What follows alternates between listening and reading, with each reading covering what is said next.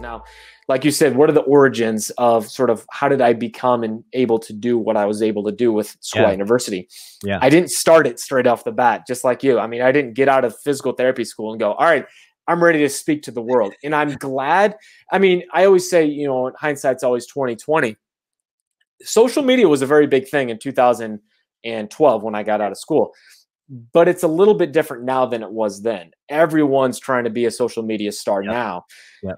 And I'm glad that I did not have the drive yet to try to speak to other people at that time, because you don't know what you don't know.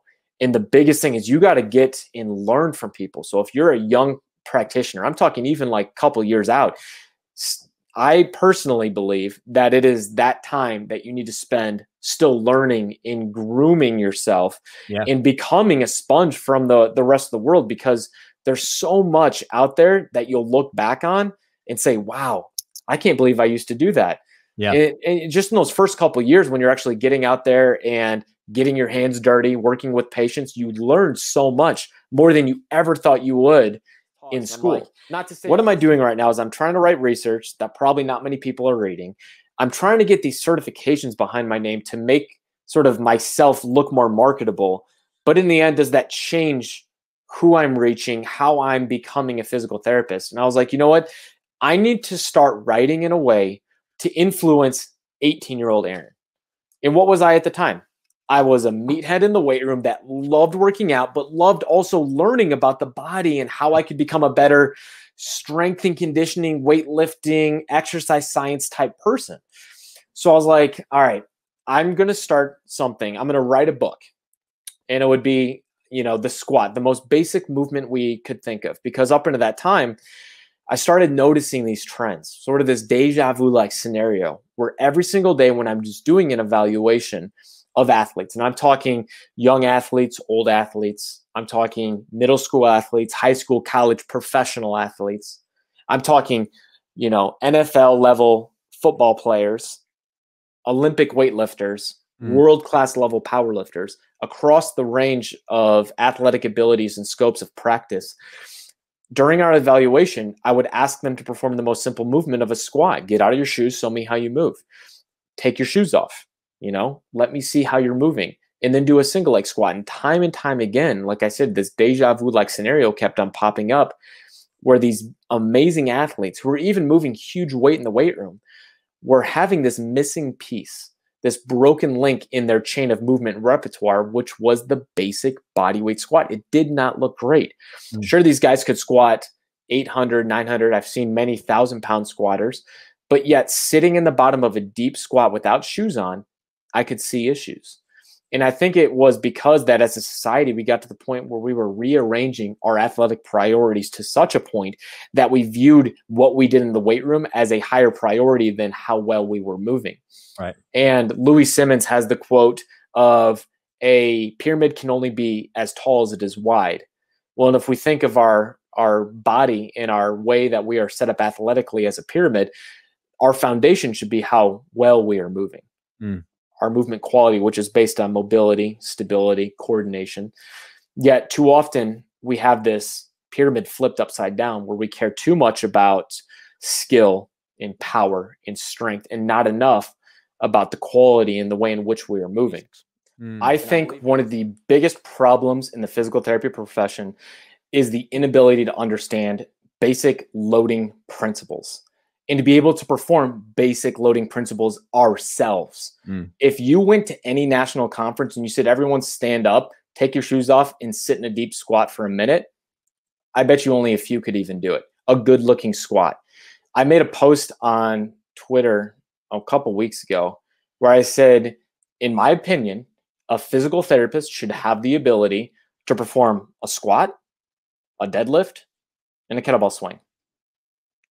I think those are basic fundamental movements. Now, obviously in America, kettlebell culture isn't completely infatuated throughout, or, you know, throughout the rest of America like it is around the world, especially like in Russia. But a squat and a deadlift, those are basic movements, loaded movements. I don't care if you do it with a barbell or you do it with a kettlebell or you know, holding a weight or doing something like that, but perform that with good quality movement. And there are way too many physical therapists out there that don't understand that at all. And I got so much blowback on that because people were like, this is ridiculous. I don't need to know how to be able to deadlift to treat someone's back pain. And I'm like, actually, I think that is your job. I think that is your job to be able to first and foremost be the pillar of moving well. And I think being able to perform a basic hinge or a basic squat, that is a fundamental movement pattern that if you cannot show the ability to do so under load, shows you do not have capacity. Now, you want to do it with a sandbag on your back, fine, but you should be able to perform a basic bodyweight squat and then load it and show competency. I mean, that is the idea behind physical therapy. Our goal is not just to be someone that gets someone out of pain. Our goal should be able to restore function. That's what we are as physical therapists. We're getting people back to doing what they want to do. Learn from those who have come before us that are the giants on the hill, that we are just mere dwarfs sitting on top of their shoulders. So Stuart McGill, first one right off the bat, an easy book that you could read in a weekend is Back Mechanic. He wrote it again for the lay person, which I hate that name. He wrote it for anyone to understand, but go get that, read it. It's not very expensive. On another level would be Movement. So anyone who's a young physical therapist, from Gray Cook and Lee Burton, all those guys, read Movement front and back. That's another great book. And then Kelly Starrett's Becoming a Supple Leopard. Like, all of those together are sort of my top 3 books that I felt were pillars in my early education. And just, find the person that you want to be like and you like to learn from, and then absorb everything you can from them. So like Kelly Starrett, when I first was a young physical therapist, that's when he was still doing his mobility WOD 365 days in a row of a video a day. I watched every single one of them. I completely, that's what I always spend my Friday nights sometimes. Was literally just video after video after video and just taking notes. And then, listening to Gray Cook, every single podcast he was on, I would listen to those and just sort of absorbing as much as possible. And then, like you said, going and shadowing people. I think sometimes, depending on the world that you're living in, if you don't have a lot of money to go and shadow Eric Cressy puts out a crap ton of blogs and videos on YouTube for free. So there is no excuse to not know what Eric Cressy teaches on this, because it's all out there. So, learn, immerse yourself in the world that you want to be in, and it will allow you to grow in a way to eventually become who you are meant to be. Exactly. It all comes down to context, and you and I are really having just the same discussion on different levels of the continuum. And if you are trying to excel and be the best in the world at a sport that requires you to be very hypermobile, you're probably also not going to be able to load a ton of weight and tolerate a ton of compression like a power lifter would. It's very different ends of the spectrum. And the way in which you train, you are trying to pull out specific adaptations out of that person so that we can pull out the best performance and have sustainability and longevity in that sport as possible. Now, obviously, there's going to be people that sort of meet in the middle, and they're going to be the rarity. But often we find, when we're speaking sport specificity in working with the best athletes in the world, when I'm trying to talk to someone about driving a Lamborghini, we don't give them the exact same, tips on a Honda. We're trying to give them the exact same tips as far as how to fine tune that Lamborghini, because it's very specific for a high caliber machine. Well, a power lifter, their goal is to load as much weight as possible onto their spine.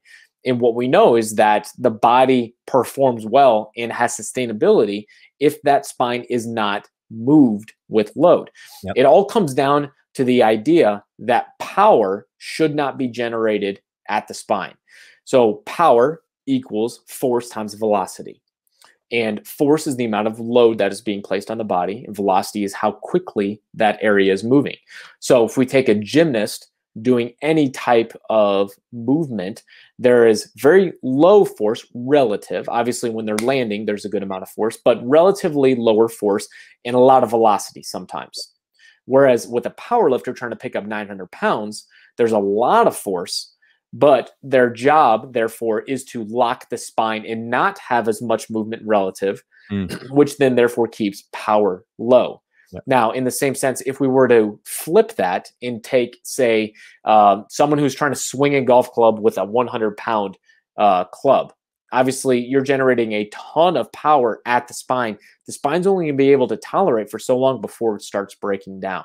Yep. Now, some people always raise the question like, well, what about the spine adaptation? Well, the spine adapts to very specific ways of loading it in a way that can keep it healthy long term. And you can't go against the basic rules of biology, which is if you are creating a lot of power long term, that's not going to be sustainable.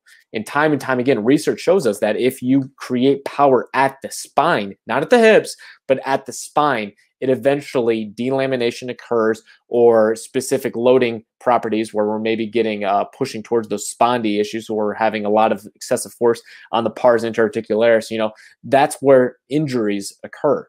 Yeah. So if we keep power low, let's have a lot of velocity, very minimal force, and we keep power low, and we have a lot of force and very minimal velocity, we're having the same discussion. We're just talking from different ends of the spectrum. I mean, I love the discussion of spinal mechanics, especially when it comes to both of our worlds, because especially the extension, like you mentioned, with weightlifting, extension is also something that is very prominent in the pulling movements. You see a lot of extension, and I think a lot of people, they almost believe that we are saying to fear movement and to create this fear. And it's what we're doing is we're educating people on how to move well, and understanding the mechanics behind the way in which you're moving and loading it either set you up for good performance or for eventual injury. And when it comes to specific movements, especially sports specific, there are going to be things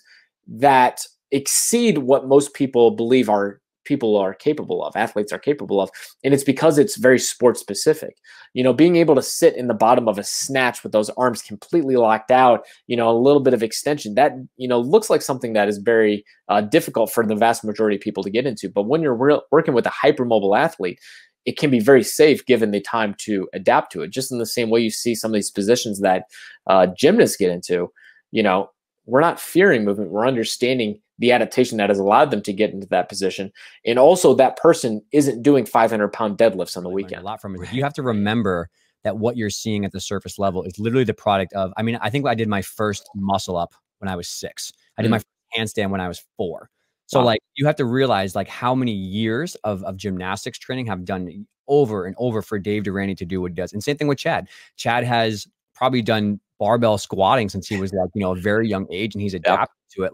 For him to be able to do some of those things took 25 years of progressive loading. Think about how many cycles of adaptation he's gone through on his spine, on his hips, on his shoulders to do some of these things. And I think the problem is people see the end result and they think, well, this is an end that applies to me, so I can just dive into do that kind of stuff. They don't realize okay, what you really have to do is go back and start 20 years of work and then work your way up. And then we can have a discussion about why is this one Chinese lifter internally rotating, or why one gymnast doing this ridiculous hyperextension over and over again? That must be dangerous. It's no, it's a slow adaptation over hundreds and hundreds of cycles. Yeah, exactly. Because I promise you, the ones that are taking the time to warm up well are the ones that are going to have that sustainability. And that's what it's all about. Because the more sustainability you have in whatever athletic avenue you're trying to do, whether it's the gymnastics or be in the weight room, sustainability allows you to reach your performance pinnacle because you have that much more time to be under the bar, time under tension, that much time to learn your craft,